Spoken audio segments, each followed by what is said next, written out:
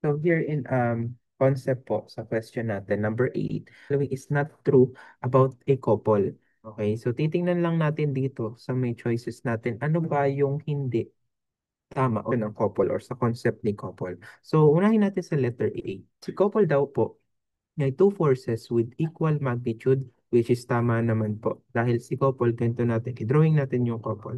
So we have force dyan, and then we have force na parallel sa isa't iba. So opposite direction din sila at the same time.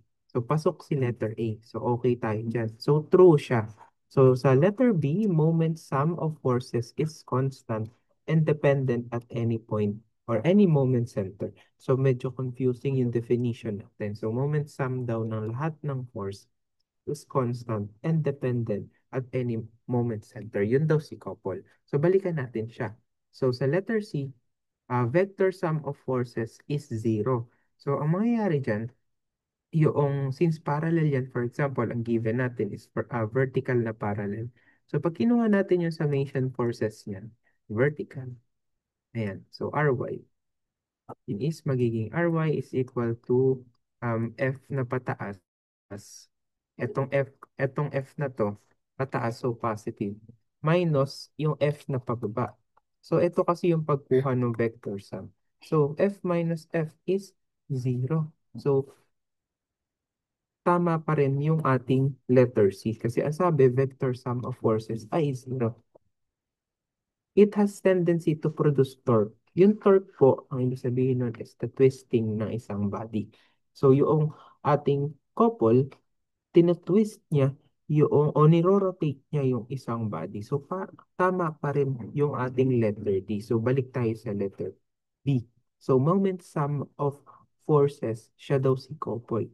So siya sa lahat doon sa lahat ng choices natin, si letter B ang pinaka hindi pasok doon sa concept ni couple. So, yun din yung pinakamalayo, ano ang pinaka-confusing. So, therefore, we could conclude na si letter B yung answer natin for number 8.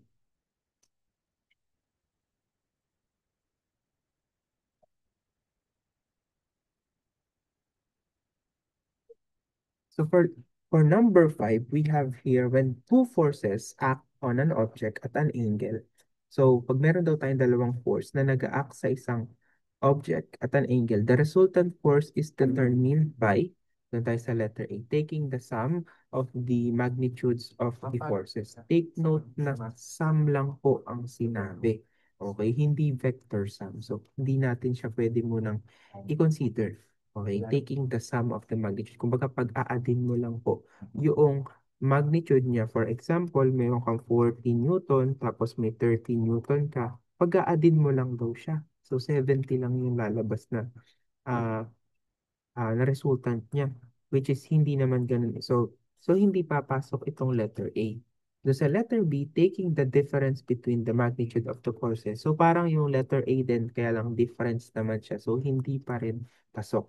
Sa letter C, taking the average of the magnitude of the forces. So for example, meron kang 40 and 30, i-average mo lang siya. So ang lalabas na magnitude ay 35, which is hindi po tama.